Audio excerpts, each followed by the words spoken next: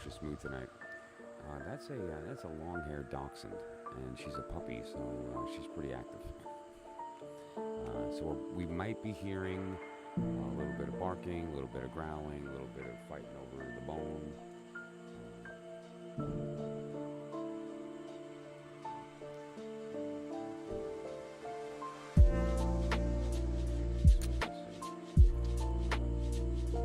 Although it's always fun when she bucks it because it gives me an excuse to go grab her. So, that's a couple things we're going to talk about tonight. I apologize for some technical issues last year. I made a lot of adjustments, and so we'll see. The goal is to get this into a smooth process. I just had a great conversation with somebody actually that I think we'll be bringing in on a stream soon, maybe even really soon, to talk about some stuff. A couple things that he had mentioned were, there seems to be a lot of question related to the source of tarot.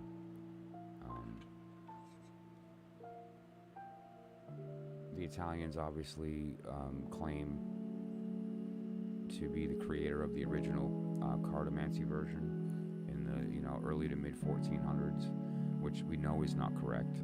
We know that is the oldest existing tarot that's in some kind of complete form. But we do have cards from decks that are earlier. They are Italian, but they're earlier than the Visconti Sforza, right?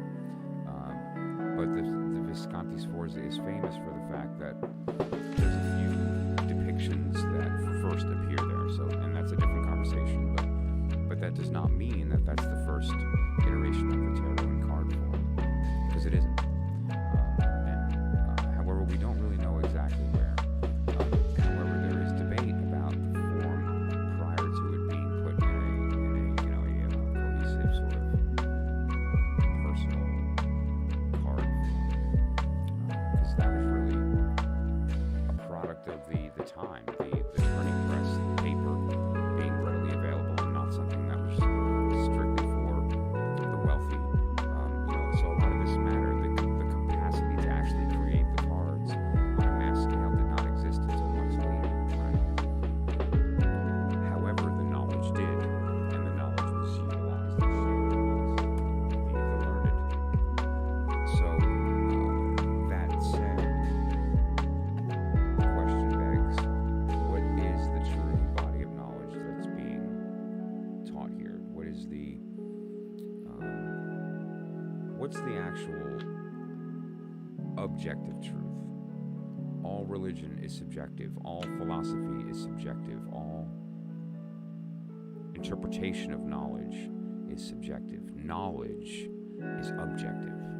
And so it's our goal to try to erase the dogma and get to the core and the root of the actual knowledge that's attempting to be communicated. So one of the ways that we attempt to do that is through strictly the left brain process of mathematics, which is, I think, best illustrated in the astrological process, right? And then you have the strictly right brain process, which is the pictorial experience. It being visually temporal, and that's depicted in the originally the hieroglyphic, and then later in the psychedelic. As far as when the Egyptian priests would cross the eyes and enter that three-dimensional state of bihemispheric meditation, the geometric forms that are created in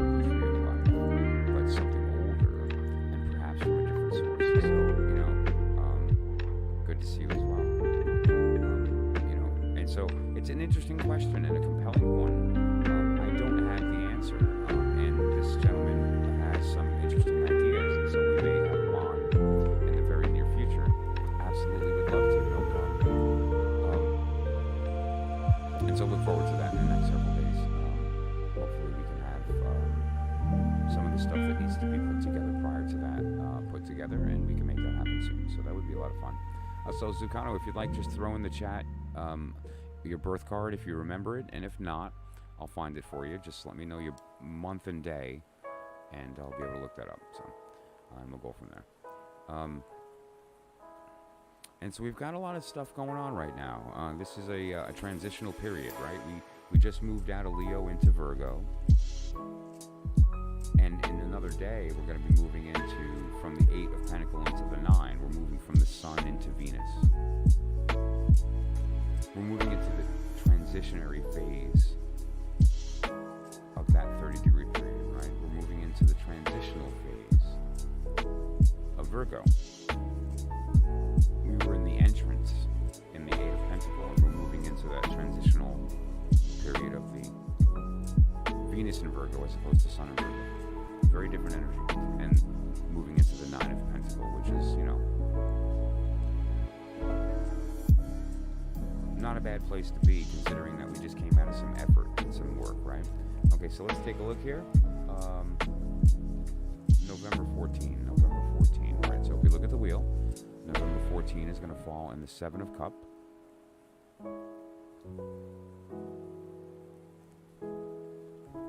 Interesting question. Okay, that's cute. Let's take a little. So, your birth card, just to be clear, and this carries with you for your life. This does not change throughout your life. It's similar to your birth sign, right? So, no, I get it. I knew what you meant. If somebody asked you what your sign is, you'd say Scorpio, right? And that's the sign that you carry with you through your life, right? That's the sign of November 14th. But what you could also say, if you're asked the question related to the tarot, is that your birth card for that period is the 7 of Cups. Okay? So let me just plug this in real quick. Give me just a moment.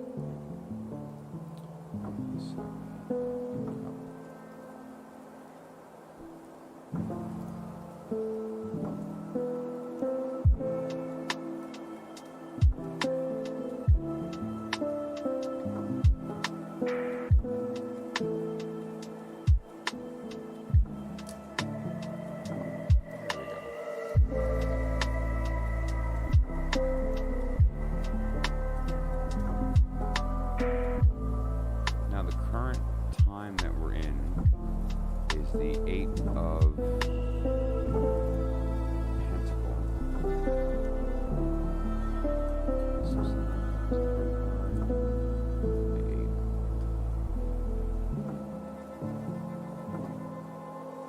Which is also the period of the Hermit due to the fact that we're in Virgo.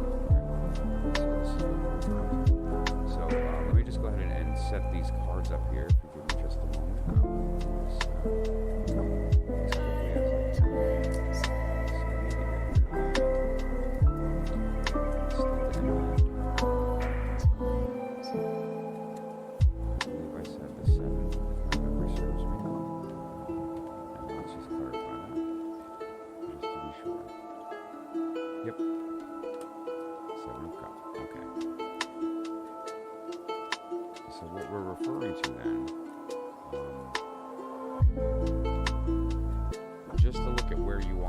Circumstance, because it's very important to understand the karmic environment that you're in, so that you can understand that from a higher level, what are the influences that are informing your decision and how you will look at these. Thank you for saying. Is that better? Let me know if that affected the audio in a positive way. So it's important to take a look at your karmic circumstance so that we can better know what is informing your decisions and perhaps what may be either a help or a hindrance during that decision, because it's a big one. What you're referring to is you have an option here, and the more you consider it, the more you might understand, okay, one of these options is better than the other, or one of them is the one I prefer the more if I actually think about it, or one might not work at all or be detrimental, whereas one would be beneficial. And it's not always clear which is which, right? So first let's look at where you are. Now your birth card is interesting, okay, because it's a card typically referred to as the lie, the veil, the illusion, the ideal, but not anymore, because we're fed so much nonsense that that's not a proper word. It's not ideal. It's what we think it is. It's what we think we want. And each time we uncover a different cup, we realize, okay, we got this thing, but it's not what we want, so we're on to the next cup. We're on to the next cup. It's very similar to TikTok, like flipping through because you want the next new thing. But there's also this idea of and the warning to not identify with it. And what this does show is that during your formation was the concept of the ability to hop in between these, which can actually be very joyful. You know, it's kind of the idea of allowing yourself to have it and having a strong imagination due to that, having a strong right brain, which allows you to creatively apply the things that you know and learn. I would say better than most. But you also have the ability to easily fall into the fantasy. And when it comes to love, especially, because we're talking about the cups, right? The Hermit is, obviously the idea that there is no truth in light. It's only in darkness that one can find the truth. Hey, Jeannie, good to see you again. Very well, good to see you. I'm doing great. And then we have the 8, right, which is the idea that growth is possible. The conditions are good for it, but it requires your participation. And it's important that if you do decide to make that step, that you don't allow the work to suffer for it. So that's essentially what the 8 is.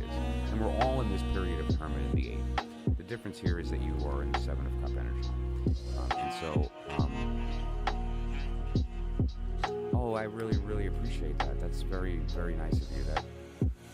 That makes a big difference because, not only do I care that this matters to people, but it also, the robots care, and they're why people see the channel, so that really means a lot. So the warning here is don't be fooled by the illusion. And so you do have to kind of step back, let the smoke clear. And again, there is no truth in light, only darkness. And here's the beauty of darkness. In darkness, there are no illusions because they're all hidden. Not only is the truth hidden, but the lies are hidden. And that's good because you at least now are not fooled. And it gives you the opportunity to sort of take a step back and see everything for what it is. Clearly, as opposed to having to work through that, right? And that's always a very good state to be. And of course, there's a lantern that the Hermit holds, which is a special lantern. Its light is not like normal light. Its light only shines on the truth. And now the problem with that is that in sunlight, it gets drowned out and you can't see it, so the lantern's useless. It can only be used in the dark, i.e. alone. Mina, good to see you. Thank you so much. I appreciate you joining the stream. Right, so this idea is that the decision has to be made by you. Like, don't take the influence of either person in this circumstance. You have to make the decision alone, right? Because their best interest is theirs, their motivation is not yours, and so it's skewed. It's not real. It's not mutual. So what we're referring to here is the idea of you being very careful to not be the observer, but the creator of the thought, right? And that's where the decision needs to come from. Okay. So that being said, I think what we'll do is take a look at who are these two individuals and what is their effect, so we can see, like, is there a possible favorable circumstance, right? Because that's really the ultimate question. I mean, you can even almost look at it from the perspective of you might have these two ideas that are similar, and so it's tough to choose, right?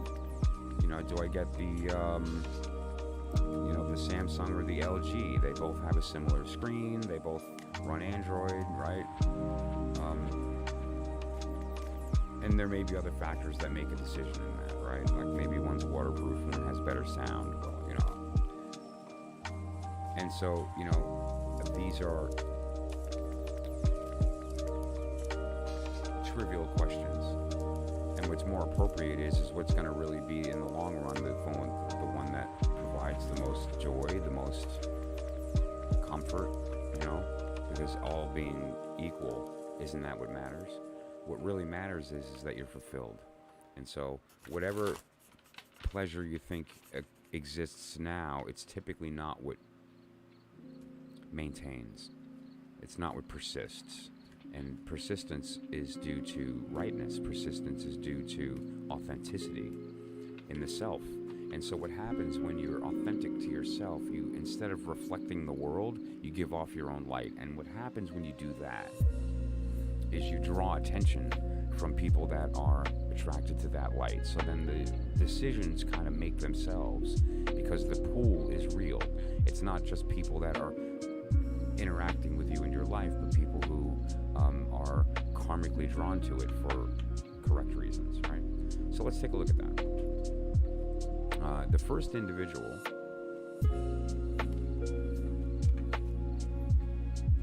we have a Sun in Virgo type of situation. Prudence is a good word. Prudence, is responsibility. Prudence is saying, okay, I understand that I have this decision to make of grow or die, and so I'm choosing to sort of do what needs to be done and allowing it to grow.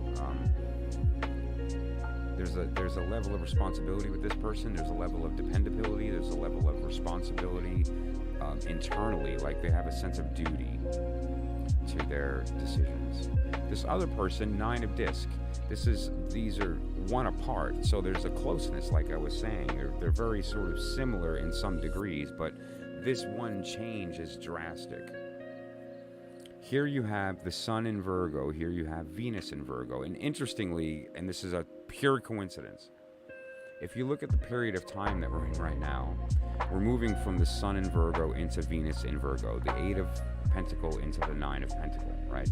Like this is actually the period of, so listen up people, because this, not the specific details, but some of the essence of what I'm talking about is sort of relevant to everybody in a strange way.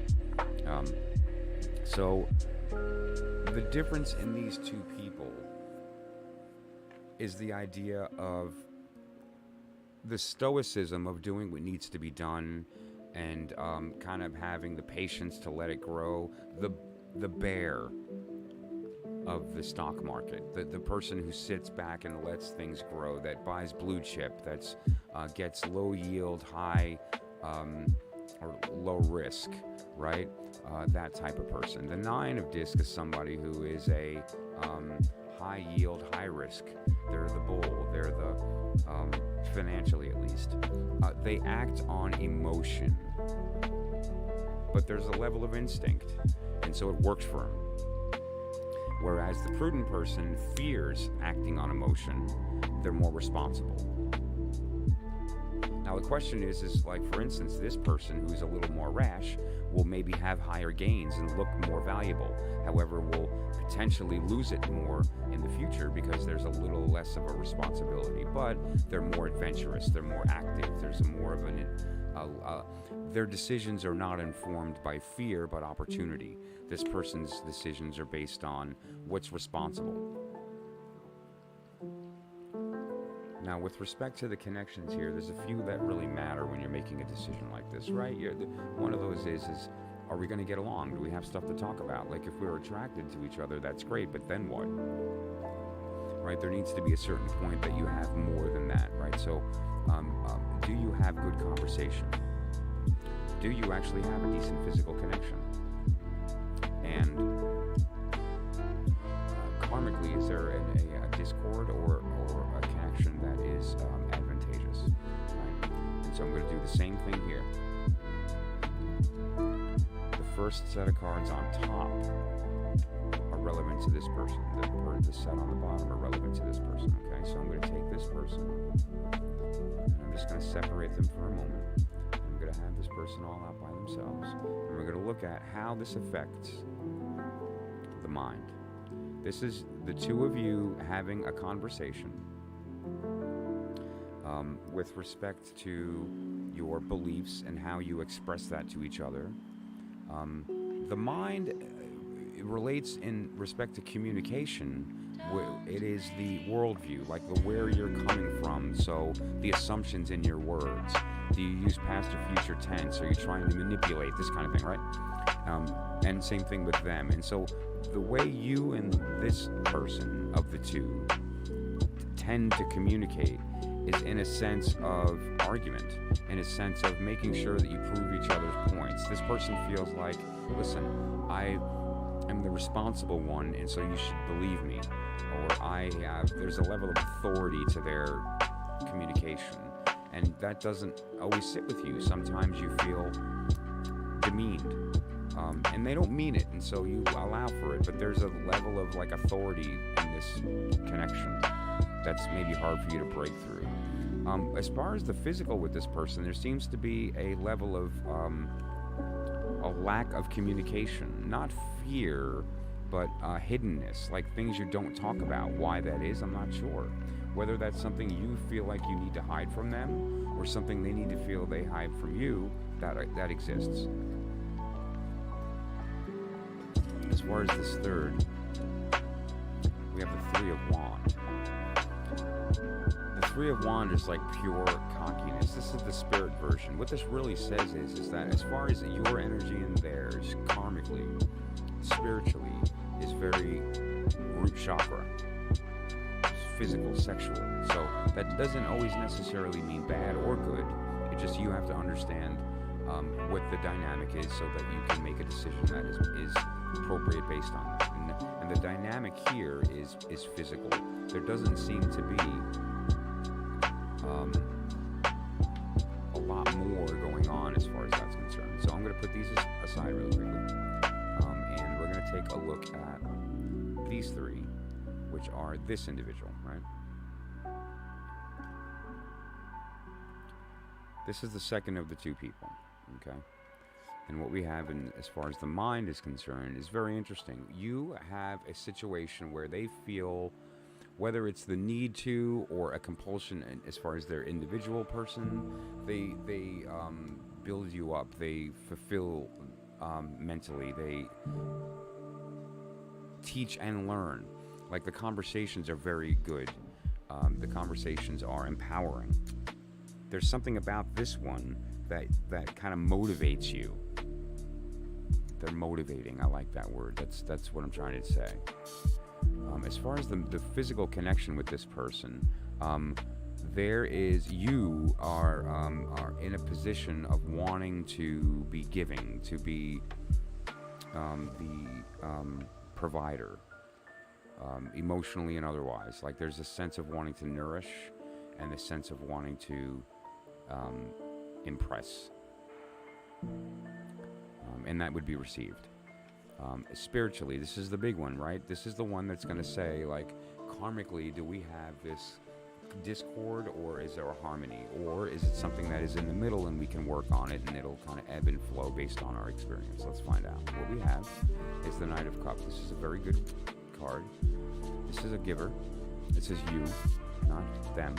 You are magnanimous. That's another fancy word. What that means is you're eager to please, right? Like you want them to be happy. So you build them up emotionally. You build them up physically. You want them to do the same, though. There is a want of reciprocity. You want it to be returned, right? The idea here is you want this energy to be returned. This is the fiery part of water. It's like, I'll give, but where's my return for that giving? I give, you give back. Here is the earthy part of water, which is a little more, I'll give, you don't need to give back. I'm okay with that, right? And so it's a different dynamic here. This is the physical, this is the emotional, the spiritual. And so in this connection is also very good. In fact, I see better conversation. Physically, you're in a position of really wanting to make this person happy, and they are equally in a position spiritually of receiving that. You want to give that, and they are in a position of receiving that, which is not a bad place. If you're a giver and they're a giver, and you won't allow them to give and instead just receive, that's bad. But if you're a giver and they're a receiver, and that's a good balance, then that can work out very well as well. So let's now just take a look at what we've learned about these two people. Let's take the significant cards here. I'll say this is a significant card for this person.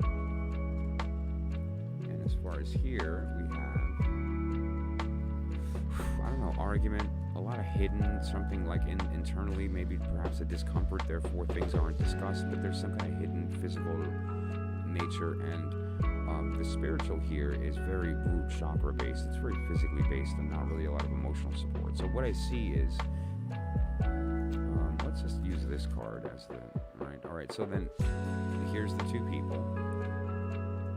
And here is the two options. And I really say this person, the more active of the two, the more it appears to be the more entrepreneurial, right? The more lustful of life, active, is the right choice. I hope that was useful.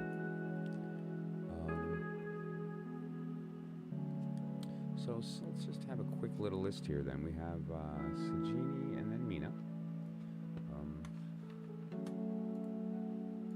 And we have... So that'll be the short list for now then. And so, Aphrodite, hello. Lovely name. You're so welcome, Zakana. No problem. And all I would ever ask, if you find any value in what I'm doing, just please at least like the video and consider a comment. You know, again, the reason you're looking at me is because the robots put you in front of me, right? That's just the bottom line. And the robots read comments, right? And that's a biggie. Oh, Virgo, did you just recently have a birthday, or is it coming up? Because we just entered, you know, but still. So, Sajini, if you're still in the room, say hey, and then we will proceed.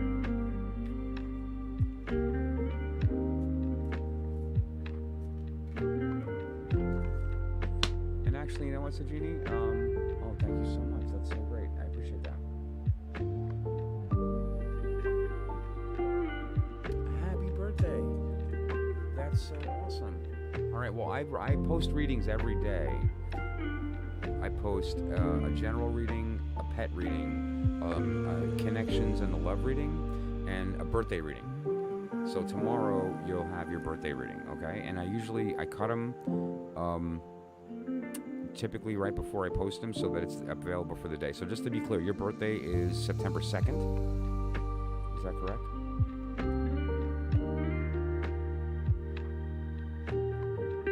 If not, if it's the first, then it's already up, so check it out. Otherwise, it'll be out tomorrow. So happy birthday, first of all. Happy birthday, that's awesome. Very cool. Okay, so, Sajini, just make sure, give me a little thumbs up or something. Let me know that you're still in the room, and if you are, then we'll move to you. If not, then we're going to move to Mina. If you're still here, Mina, just put your, there you go. Okay, so yes, well, here's the diagram that I'm using. This is a very effective wheel for just jumping and checking the card out. So I just need your month and day. Do not need the year, so just your month and day. And that will allow us to find your birth card, and we'll go from there. So, Mina, if you just take a look around and find your birthday, or you can just put your month and day in the chat and I'll find it for you if it's hard to see, and we'll locate your birth card. And Sajini, if you're in the room, just let me know. Otherwise, December 23rd, great birthday. If you're not, then we'll move on from Mina. after that. Otherwise, I'll put you next after Mina. I hope I'm pronouncing that right, by the way. So let's just take a look here. Okay, first of all, December 23rd, right? So we're going to December 23rd is this Two of Pentacles.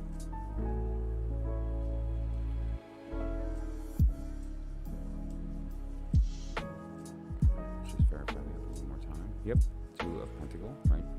This is Jupiter in Capricorn. So here's the thing, and this is for Mina. Your card, your birth card, does not change throughout your life. It's very much like your birth sign. However, it does reveal some things that your birth sign does not reveal specifically.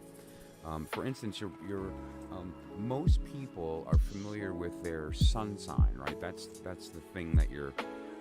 When someone asks, hey, what's your sign, right? They're talking about your sun sign. And then most of us, thankfully, astrology has been through the zeitgeist for long enough that we now are able to use it more effectively. And we know, most people know their moon, their rising, and some, if not all, of their planets, which is really great because we have this now as a shared vocabulary. And so I can use this when discussing tarot, and we can all just be right on the same page, right? So your birth card does not change throughout your life. It's very much like your sign. So because of the date of your birth, you are a Capricorn, and that's just right. So if someone asks, oh, what's your sign? You say Capricorn. But you can also now say, oh, my birth card is the Two of Pentacles. Now this reveals another piece of information. It reveals to us your planetary influence, and what this means is that you are not just Capricorn. Capricorn is your sun sign. You have a moon, a rising, and all these, right? But you also have another influence, which is the planet of influence at that moment of birth. There's three of them. When you enter a sign, you're at that beginning phase of the sign. Then in the middle is the transitionary period, right? This is the Mars. This is January 1st to 9th. And then we move to the January 10th to 19th period, and you're in the Sun in Capricorn. Now each sign, if you'll notice, is broken into these three periods. So you are in the period of Jupiter in Capricorn. Okay, now what does that mean to you? Well, that's first of all where we get the Two of Pentacles to begin with.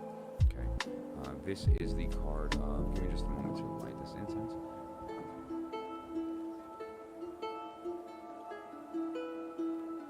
Jupiter is a very beautiful energy with respect to this, because Jupiter has a lot to do with the idea of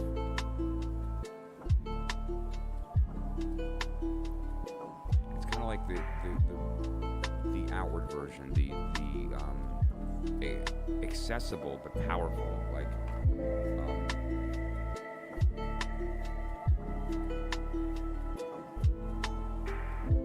there's an enthusiasm attached to this. So, Schlock, how's it going? Good to see you.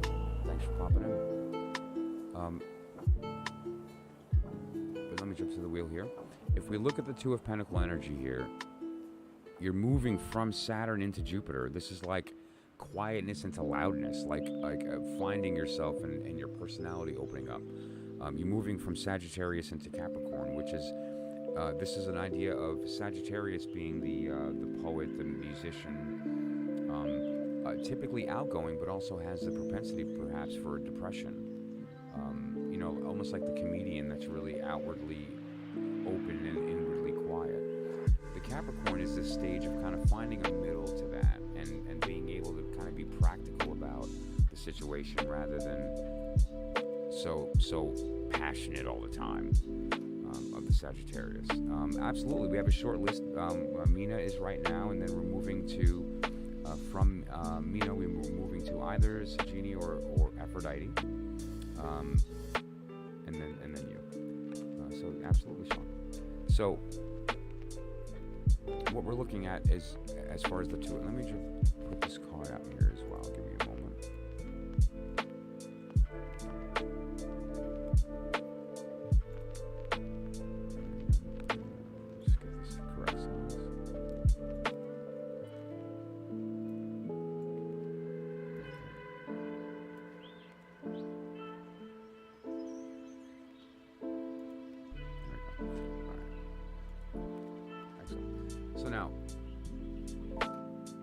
absolutely, yes. And you're next, Aphrodite. So you can either ask the question or, once it's your turn, then you can ask it then as well. It's up to you. So as far as the Two of Pentacle as a birth card is really interesting. There's a few connotations here. The first one is the idea of having the ability or the capacity to hold to conflicting ideas without identifying with either, and that's a very powerful thing. Another way to look at this is the idea of that change is constant, and being kind of in a mutable state due to that, like the ability to juggle that. And so those are very similar ideas. It's the two, which with respect to the numerology or the Naples arrangement, is there's an idea of direction for the first time, right? There's the idea of, and more importantly, and this is sort of a very fundamental or profound manifestation of this, is the idea of two being me and not me. Like, the world is not me, and so it's like the first real moment of identity. Even though one, you're at this moment of I, there's nothing to compare I to, and so even though you've self-realized, you don't, in what context, right? Two is the first circumstance where context exists, and you can actually look in a direction. And so it's the beginning. The change is the idea of the mechanism that makes that happen. So that's where you are, and that's good because it's a motivating factor. Things happen because of this state. It's the very typically the pentacle means earth, which is solid, which is unmoving. But in the state of the two, it's actually earth but moved, which means creation, crafting, things along these lines. The hermit means aloneness, and with respect to that, and that the work cannot happen in the light. This is interchange. And then, but specifically also, we're moving from the 8 into the 9 of Pentacle, and we're moving into this idea of from growth being a good circumstance into that growth being realized as benefit, as gain. So, well, yeah, is it a weakness?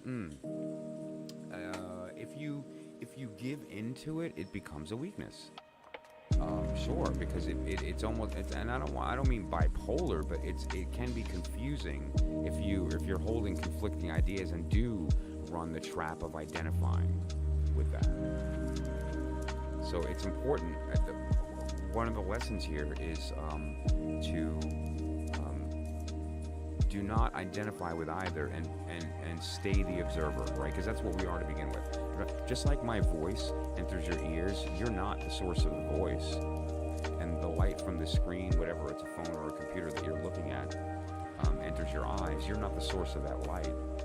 Well, the thoughts enter your brain, you're not the source of those thoughts. And so what you really are is the observer of those. And when you're holding two conflicting ideas, do not run the trap of identifying with one or the other, because then it offers your perspective is locked on the other. It's now not your identity. It's something to interpret, either deny or to somehow try to interpret into your life rather than letting it organically be what it is. Don't identify with either. Observe them both. And then now you can make the decision of, without context, what are these two things and which one's beneficial to me? And so, but more importantly, you actually have a talent for this. This is an ability that is sort of built into you. That doesn't mean we slip or we don't slip. Obviously, there's going to be moments where we latch onto a thing and we can ride that for a while until we snap out of it. Trauma or necessity determines when that happens, but it can happen. Honest astrologer, oh well, yeah, that makes sense, right? Yeah, that makes a lot of sense. Now, let's take a look at. So something really quickly here. Right. Okay. Now, there's another card associated with your chart here, right? We've determined what card you carry due to the birth, which is the Two of Pentacles, and you're in Jupiter. You're also in Capricorn. Capricorn, all of the majors of the tarot have a couple of associations with them. They're not all specifically associated with one thing. 12 of them are associated with the astrological signs. 7 are associated with the ancient planets, the Sun, Moon, Mercury, Venus, Mars, Jupiter, Saturn. And 3 are associated with the mother letters, or the elements, the primordial elements: fire, water, air. Earth is not an element; it's a product of the 3.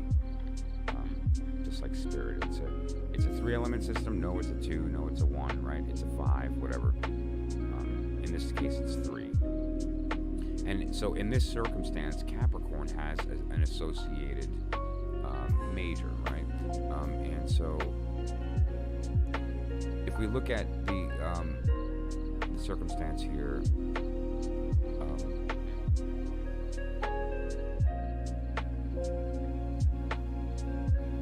if you look at the middle of the wheel, like the absolute middle, it has the elemental version here, and you see the line with the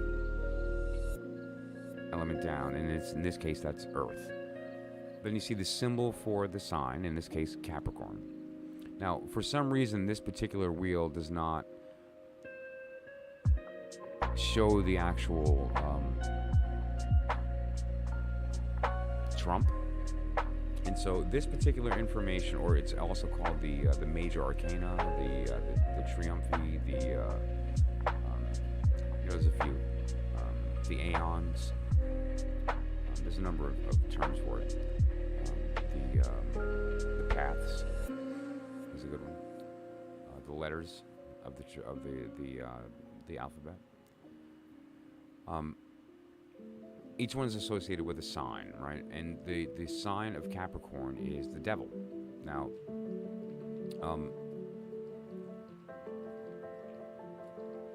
there's a couple of really cool lessons about the devil. The term seems scary, but it's really it's quite beautiful. Let me pop it up.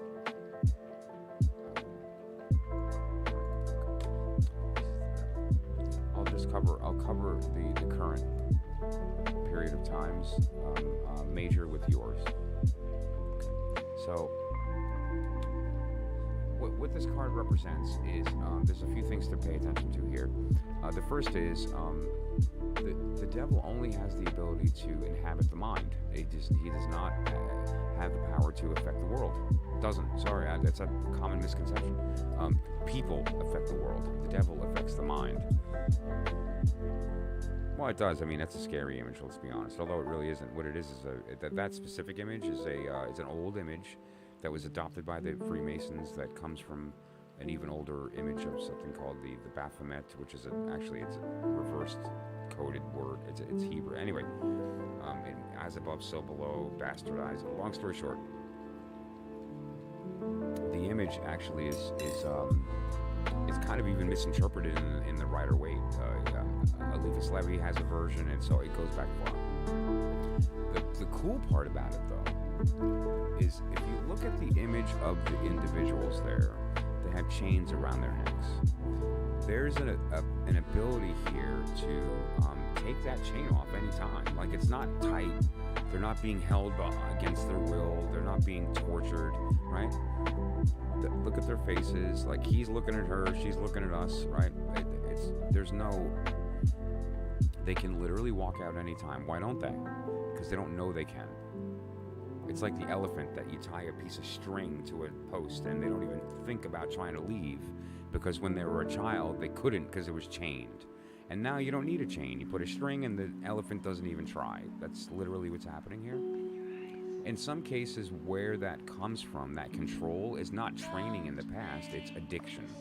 It's compulsion. It's wrong thinking, like conspiracy theories, or taking what you see for granted without study identifying with one of these two circumstances. There's a lot of things that the devil can pop in on. Now, what this does do, though, is that what this says is that you have this power to hold the two and to juggle that, but always be aware that there's this propensity to latch onto that and for it to become your identity.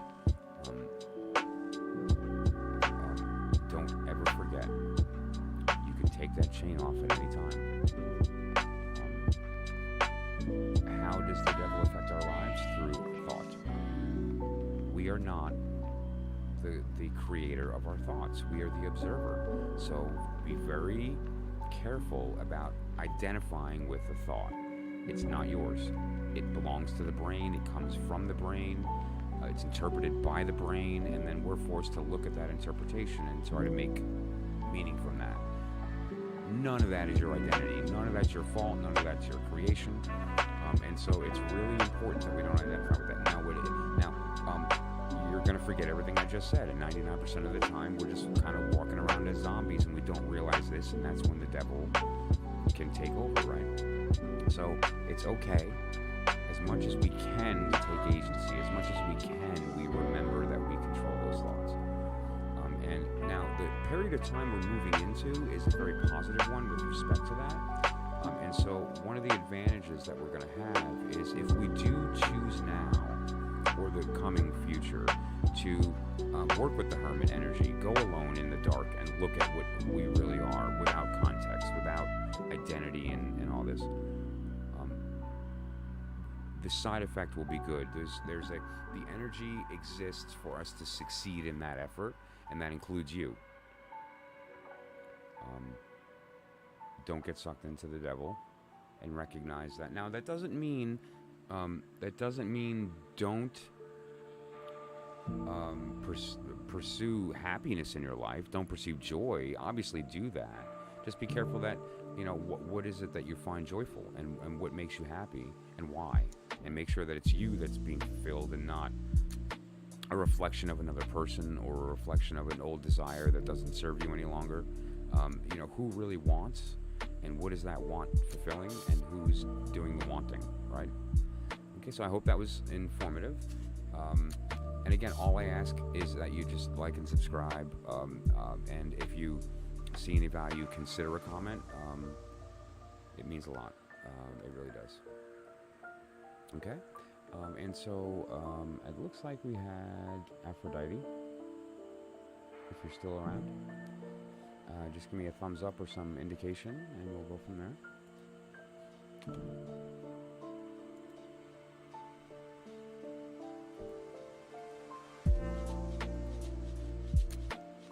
In the meantime, you're so welcome, and thank you for joining the stream. It means a lot. And feel free to share this with anybody that you think might find value as well. And this is important for you and anybody else that receives any kind of reading tonight, whether it's a personal message like I did, or anyone's interested in a spread of any type. I leave the videos up, and so you can reference this video if you want to go back and look at what was discussed, and take a look at what cards were used if you have your own tarot deck and want to just pop it out. You're a Two of Cups for the rest of your life. That doesn't change. You could use that card. This is the power of this technique using the deacons. Using a chart like this, let's say you have a job interview on March 5th. Go to March 5th, 9 of Cups. We can now take the 9 of Cups and put it to the 2 of Cups and do that reading and determine what is the energy of that job interview. Let's say you have a love interest and their birthday is February 13th. Right? And we jump to February 13th. 7 of Swords. 7 of Swords is a dishonest person that's looking out to steal. Maybe has an insecurity that leads them to be a little bit enthusiastic about who they really are, and it turns out to be a lie. Right? The point is that there's 1,000,001 ways to use the technique of the deacons to determine the card, apply it to your birth card, and by doing that, you can read a little mini horoscope about so many different circumstances that are useful. Okay, so that's a great technique. So Aphrodite, again, if you're in the room, just give me a thumbs up. If not, Schlock, if you're here, give me a thumbs up. And we'll reform the list. And so, how to read dates is very similar. It does use the decans, but we also use some other things too. We use the seasons, which come from the aces. We use a 30-degree period of time that comes from the quartz. And we use a 10-degree period of time that comes from the decans. And we use the number cards for days. Like, there's a lot of ways to do that, so we'll talk about that. We are entering a new period of time. We are currently in the 8 of Pentacle, and we're going to be moving into the 9 of Pentacle. If you look at the bottom right of the screen, from the yellow into the green, we're now entering, we just entered Virgo, the 8 of Pentacle, represented by the Sun in Virgo. And you're going to be moving into the 9 of Pentacle, which is Venus in Virgo. Okay, now the Sun in Virgo is a very different energy than Venus in Virgo. Venus in Virgo, when it's on its high end, wants to please. When it's on its low, is very vindictive, judgmental, nitpicky, holds a lot of anxiety, right? We're all going to be facing that energy moving forward, and so we have to now be patient with ourselves and others. And that's both, not just ourselves, but ourselves and others.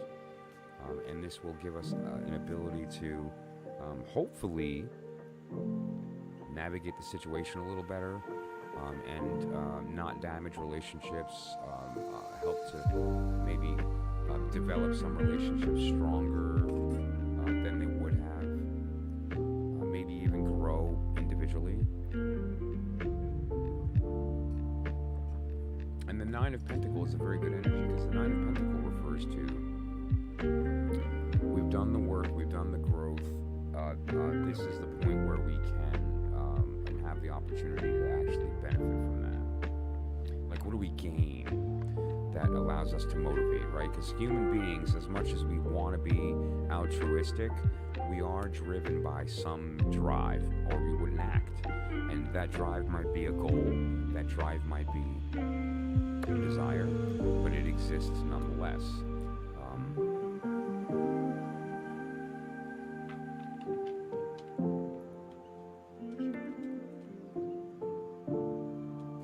I have a spotlight deck, which I think is really beautiful as well too. The deck I've been using most often right now, which is not the spotlight deck, but it will be. I want to speak to some people about it before I put it on to the degree that I'm going to. It's the Lon Milo Duquette's Tarot Ceremonial Magic. This is really, this is some powerful symbolism packed in here. So Ginny, you're back. Great. Absolutely, you can. Sure thing. Just love this deck. But this is now the Spotlight. The Spotlight deck is very, very different, and we'll talk about that in a minute. So Sajini, hello. Good to see you again. And let's jump in here. Let's take a look. Do you remember your birth card? And if you don't, let me know, and we can look it up very quickly.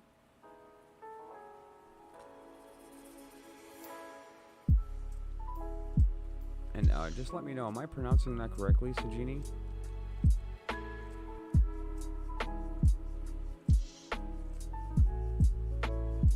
No, you didn't lose it. You're next.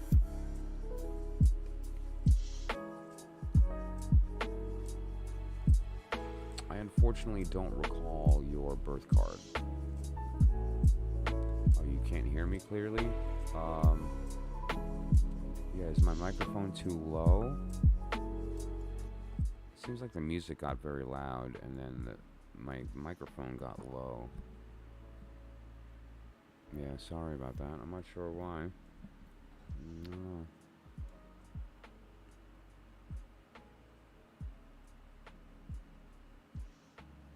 Sword short. What is the month and day of your birth? I don't recall it, and that will help me find the card immediately. Okay, good. I'm glad. Thank you. Yeah, someone had mentioned before that the music was a bit loud, and so I lowered it. But I guess one of the tracks that's mixed in was a bit louder. just want to keep that around -30 maybe. Okay. So yeah, if you can just put your month and day in the chat, and then I can look it up very easily, and then we can find your birth card. And then from there, we'll take a look at whatever's relevant.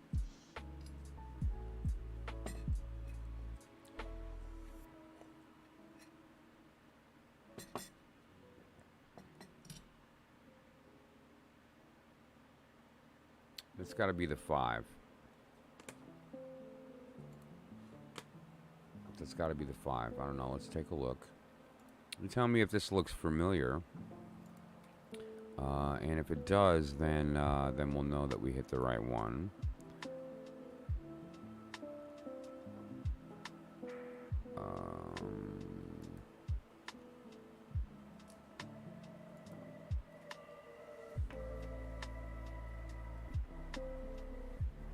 January 20th, okay. 5 of Swords.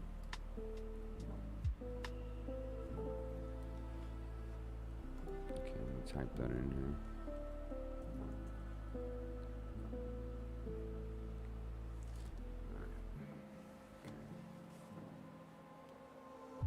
Charming? Okay.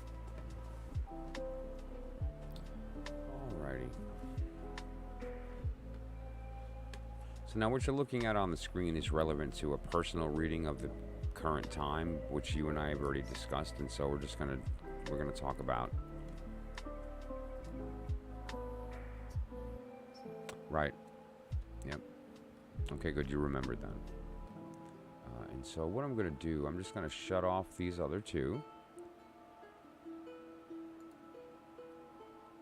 because they are not relevant to the question. They're only relevant to the current period of time that we're in. So I'm just gonna take them away. And we'll leave this up for reference so that you have, at least your card is up for reference during this circumstance. And so let's just put it off to the side so that we can remember what we're talking about. Okay. Now, I'm going to use a different deck for this. I bought this deck quite some time ago, and I think it's lovely. The artwork is absolutely beautiful. I think the symbolism of the person who developed it did a great job. It's and I have never used it to read for anyone. I've only used it to admire and for reference. And for comparison purposes, but I've never used it for divination. I've never done a reading with it, and so it's cool. We'll use it for the first time for you. It is based on the Rider-Waite system. It's called the Light Seer Tarot, and you'll see that the artwork is very beautiful. The deck is related to and designed around the idea of diversity. You know, anyone who's looked at the tarot for any period of time can't deny that a majority of the decks that are available are very, they're not diverse. They're not diverse gender-wise, racially, age, physically, and which, you know, you have to give some pass for because it's an old thing. It's very idiosyncratic. It's very based on the period and the place that it was developed, but it's that's not an excuse any longer. And so new decks that come out do need to, I think, when necessary and when appropriate, reflect the human race in all of its beauty. And this deck attempts to do that, right? And so a lot of the cards are just, they're not designed in the same fashion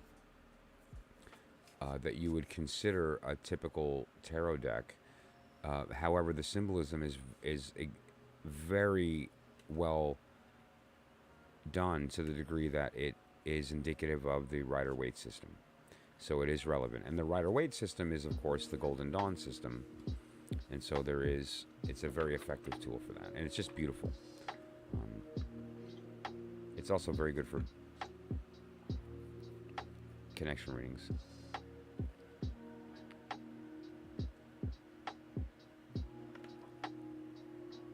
I'm not going to give up on you, don't worry. If you'd like as well, oh, please don't. If you look on the screen here, let me make sure I'm pointing at it right, yeah. mcarrus@gmail. That's my email address, not just PayPal. That's my email. So shoot me an email real quick, so if we do get disconnected, we can connect again. All right? So just email me at mcarrus@gmail so that we can connect. Sharmila, hello. Thank you for popping in. I appreciate you joining the stream.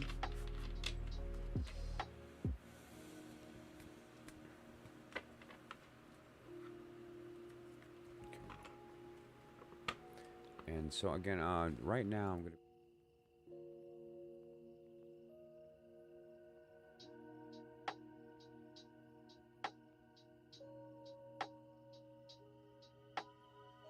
It's just a short list, and the one that I'm going to be using tonight is the Light Seer Tarot. This again is the first time I've read with this deck. I've used it when I bought it.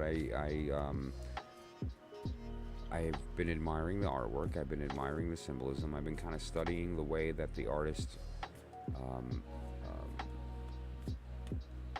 what's their worldview? Where are they coming from? What's right? And I haven't read with it yet.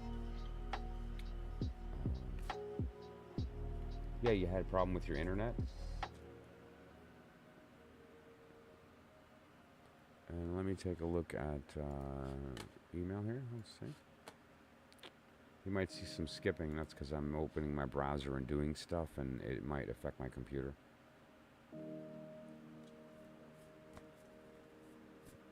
So I'm checking Gmail now.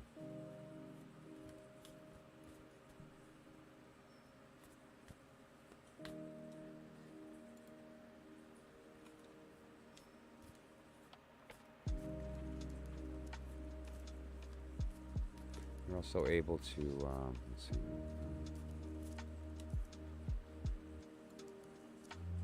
direct message through Facebook as well if I'm having trouble on Gmail. Yeah, I'm not seeing anything right now. Maybe kind of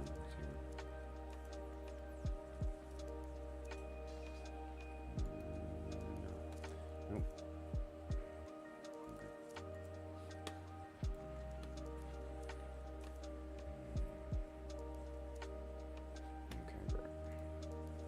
Yeah, strange that the volume is low. I'm sorry if that's happening. Let's take a look.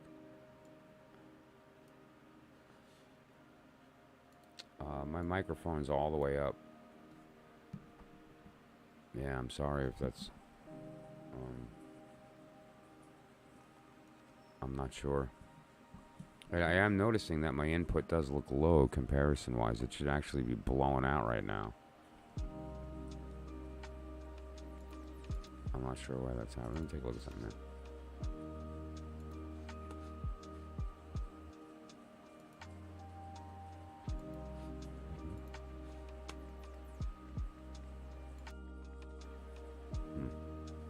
I'm not sure.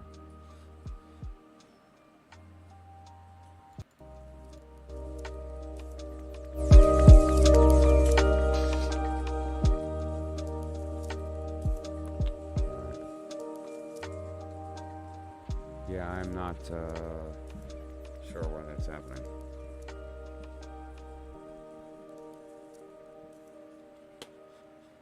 Volume-wise, too, everything seems to be normal.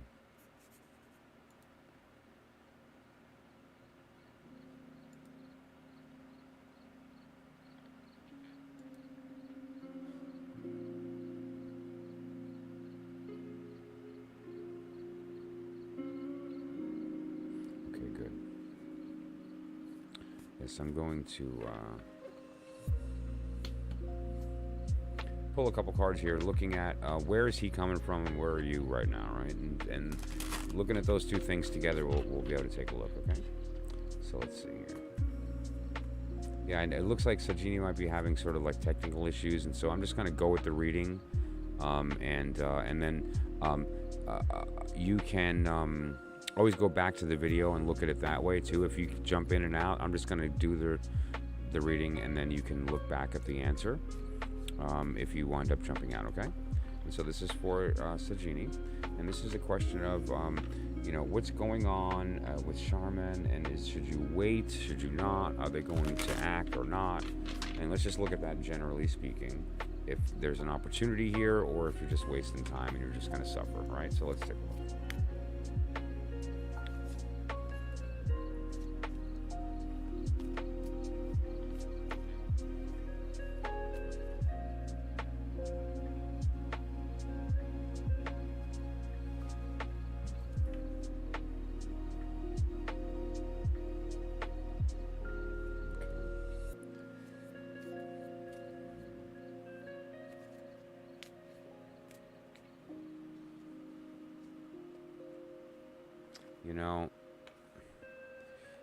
If you consider where you are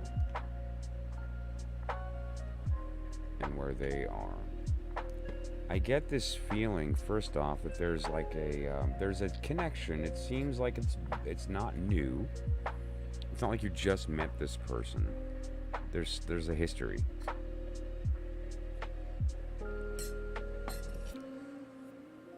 But there seems to be the idea like they have this feeling that you look up to them and they know that, and they're kind of playing that a little bit. Now, why they're playing that is the question. Is it because of a fear, or is it because of a dominance? Like, are they trying to be controlling, or are they just afraid and so they're putting this on? But on your side, it seems like the initial message here is the idea that you kind of know what needs to be done, and you need to let go and give into that. Don't worry, I'm not going to leave it there. Yeah,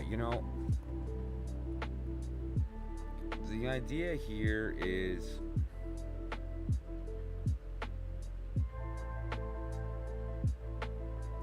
there's a lot of sort of negativity going on right now in this energy. That's kind of one-sided. There's anxiety. There is this idea of letting go leading to freedom. It's important that freedom does not exist until you are one of the ways that's put is unassuaged of purpose, that you're not stuck lusting for a specific result, and rather kind of succumb. And that's what this is referring to, kind of letting go so that you're not stuck in this place of wanting for the wrong reason. One of the beauties of what this is kind of talking about, Tonka Cruiser, hello, thank you for popping in, is that this person is shed of all the nonsense that this person is stuck with. What I mean by that is emotional instability or emotional unsureness. The fact that the Five of Swords comes up in between the two of you, and we've talked about this card before. The idea is that there's a level of sort of maliciousness, like bullying almost. Somebody benefiting from the work that you're doing, but your best interest is not really in mind. We have the message here of you letting go and giving into what you know to be true. And we have them as the Seven of Wands. And I think it might be prudent as well, while we're here, to just yourself and anybody else who's in the audience will remember this card. If you've looked at any of my prior videos related to the card of the day, this particular card was the period of time we just left. And this card relates to acting, not acting courageously, because courage is acting in spite of fear. This is acting without fear. This is the idea of kind of you've been You've believed, you've decided you're going to do this work, you decided you're going to join the effort, you're going to get this thing done. This is the card, the Seven of Wands, of the work being done. The fight happening. Doesn't matter how many they throw at you, you're going to kick butt and take names, right? That's the Seven of Wand energy. This is them. They're just busy doing their thing. They're busy with their own thing. There's a lot coming at them. They don't have time. And so the idea here is you need to let go and succumb to the fact that you know the truth, and it's just, they're too busy for you, and they're just distracted, and they're not in it the way that you are. And the Five of Swords came up in between the two of you, and that's even your card, and so you know that lesson. The idea here is the idea that one of these people is a user, and one of them is going to get used. All right, that's relevant.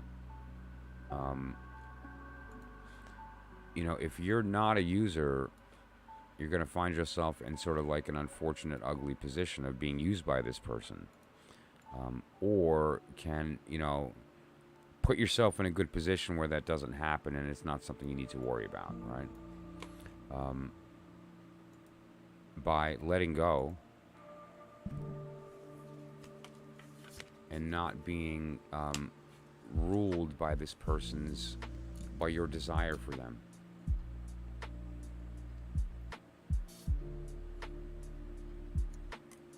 I want to say something to you, and whether you hear it now or you hear it later because you're having a bad internet connection, it'll be clean as crystal on a live on YouTube later.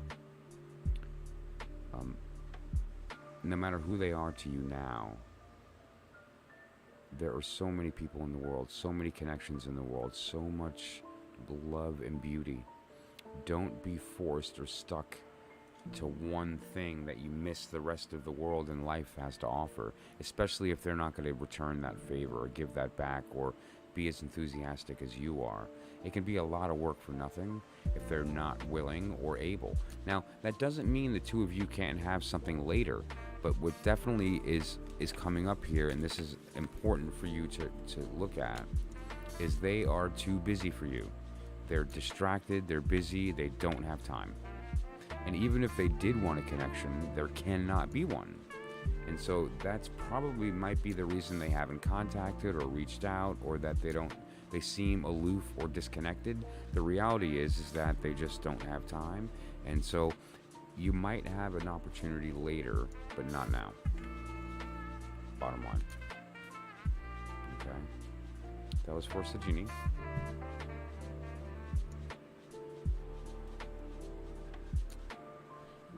I'm going to do one more, and so it depends upon who's left in the room. Sharmila, if you're here, please put your name. Tomcat, if you're still here, give me a thumbs up. Well, when? That is going to come down to when they aren't so busy. That would require a kind of a reading of where are they. What are those different wands? What are the distractions? It's more than one, but what are the distractions? Tomcat, hello. And so it's going to come down to like karmically, where are they right now? Like what is the preventing them from being able to not be so cluttered that they can't, that they're missing life? I would see this, to be honest, next year, if at all, that they,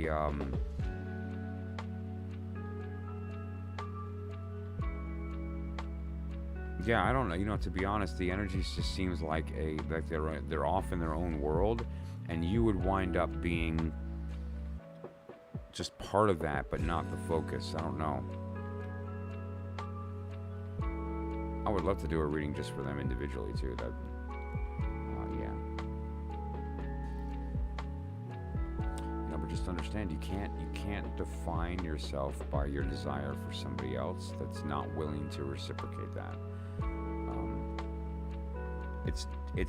it's not fair for you to wait around for somebody that is not, or doesn't seem like they're in the position to want to communicate back. And whether that means there's a desire or a lack of ability because they're too busy, the point is that there's not going to be communication. There's not going to be connection. You know, the idea here is not anytime soon.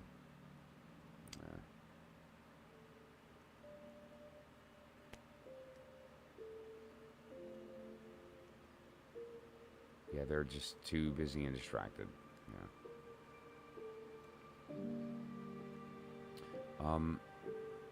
Okay, so looks like Tomcat. I'm all I would need to do either a personal message or a reading or anything else that you would like would be your month and day of birth. I would not require your year.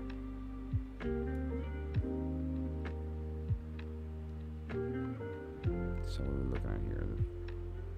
You're so welcome, Sajini, of course, anytime. And you know, it's I think what's more important, and next time we maybe tomorrow or the next time I do a stream, we should look at, for you, we should look at what should you be looking at? What is it that you should do so that you, instead of reflecting the world, cast your own light that will draw attention to things that are good for you, right? That's what we need to do. June 25th, awesome. Let's take a look. June 25th.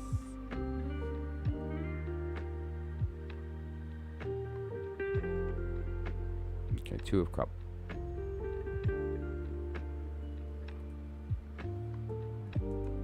Great card, by the way. Okay.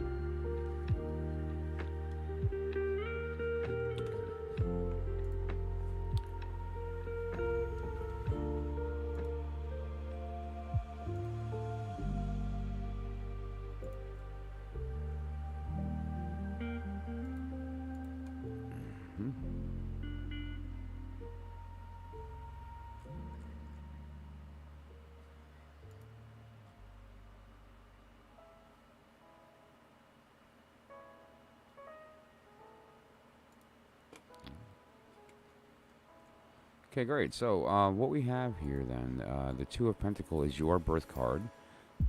Not to sound like a broken record, but this card does not change throughout your life, right? The Two of Pentacles or the Two of Cups is your card for the rest of your life. It's like your sun sign doesn't change. This doesn't either. It's just this is your birth card. The Two of Cups is a great card. It's you know, you have the idea of connection. It's actually one of the few cards in the deck that truly represents love. And there's two ways that you can define that word with respect to how we're talking right now. The first way to define love is the desire for two to become one, the desire for two to connect, that there's a mutual interest in these two parties coming together, whether it's business, love, for whatever reason. Magnets on opposite sides or a Two of Cups, because they just automatically they both want to attract. The idea of two bodies approaching each other gravitationally that are the same size. It's the same idea. But they have to be the same size. They both have the same want. That's the idea here. And the cup being water and emotion is important too. So what we have here is a very mutual idea of you being in position to and open to these types of connections. It's easy for you to make these types of connections. It's something that it comes natural to you. You know what people want, and you're kind of able to give them that. It's also can be manipulative. Well, no, it's not about being accepted. That's not what I'm getting at. In fact, most people who find themselves in a position of being in a Two of Cup can be looked at as being weird emotionally, withdrawn, can be very emotionally intuitive to the point that they maybe are a little triggered sometimes, or can appear cold other times, because they're, it's a very tenuous emotional state of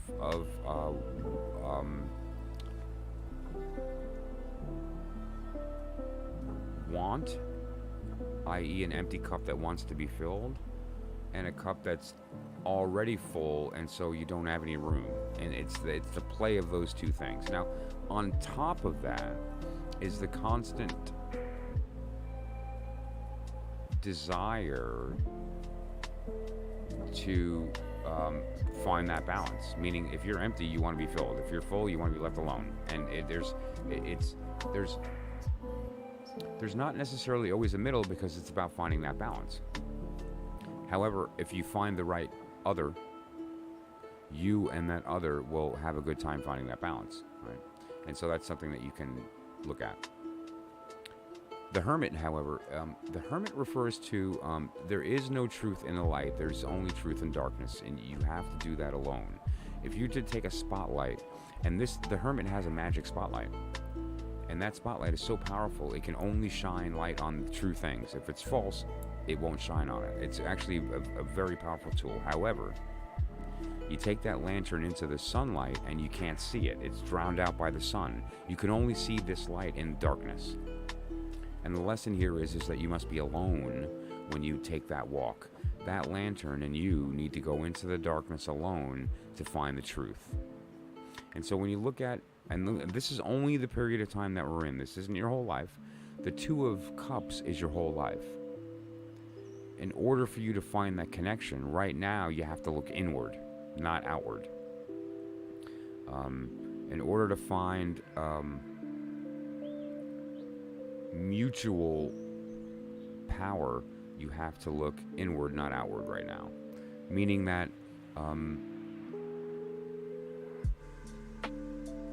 there's something already there inside that you know to be correct emotionally. Sanjay, yep. Yeah, no, not tonight, I'm sorry. I'm going to be heading out of here in just a moment when I'm done with Tomcat. But perhaps tomorrow, yes, we can do a reading about that as well. And that's no problem. But yeah, no, Sanjay, tomorrow we can do the second part of that if you'd like.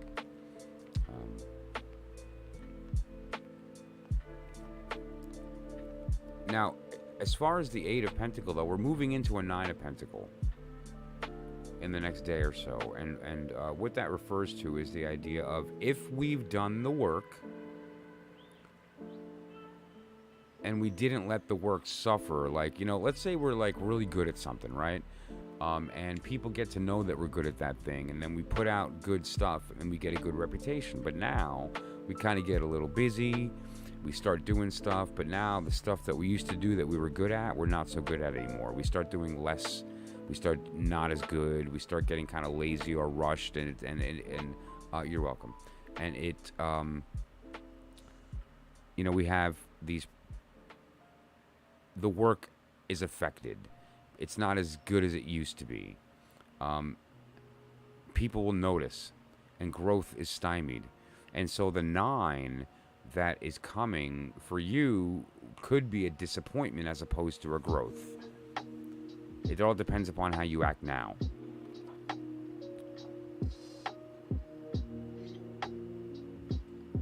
Okay. Yep. Snea, hello. I'm working with Tomcat, and so we'll chat in a moment. Okay, when you focus on yourself, people are rude. Take over your space with what I perceive as frivolous nonsense. Yeah, well, of course, most criticism is an attempt of the ego to feel big.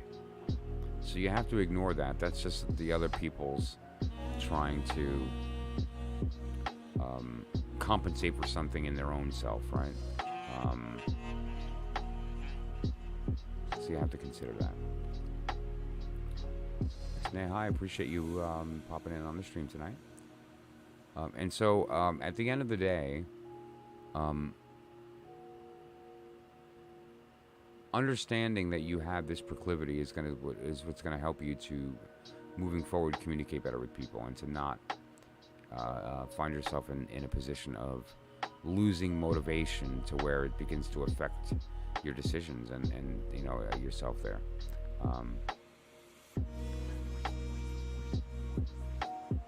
Well, here's what's important here. What's important here is that you need to feel comfortable putting yourself out there for the right reason, and that what you're putting out is authentic, is genuine to you. So don't be afraid that someone else is going to see that and not accept or approve.